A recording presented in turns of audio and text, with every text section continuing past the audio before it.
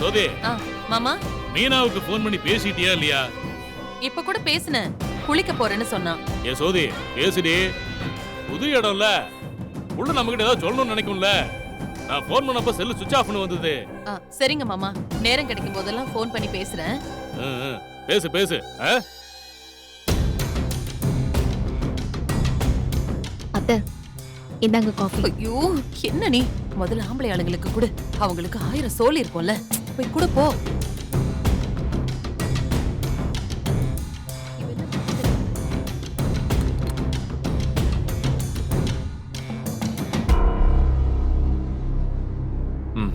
இல்ல சக்தி, எனக்கு வேணாம். அப்பாவுக்கு கொடு. அத்தை, இந்தாங்க காஃபி.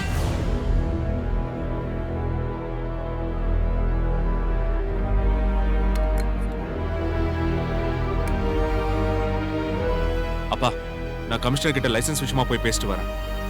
போயிட்டு வா. அம்மா, வரேம்மா.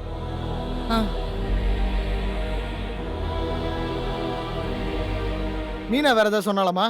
ஏண்டா அவனை சொல்ல போறா? அதுக்கு இல்லப்பா, மீனா இங்க நம்ம கைக்குள்ளேயே வளர்ந்த பொண்ணு. அங்க அவ எப்படி இருக்காளோ என்னமோன்னு. அதெல்லாம் ஒண்ணும் கவலைப்படாதடா, அவ ராசாத்தி மாதிரி தான் இருப்பா. அந்த வீட்டை பத்தி யோசிச்சாதான் ஒரே யோசனையா இருக்கு. ஏண்டா, உனக்கு என்ன யோசனை? சோதி, அவன் என்ன யோசிக்கிறான்னு உனக்கு புரியலையா?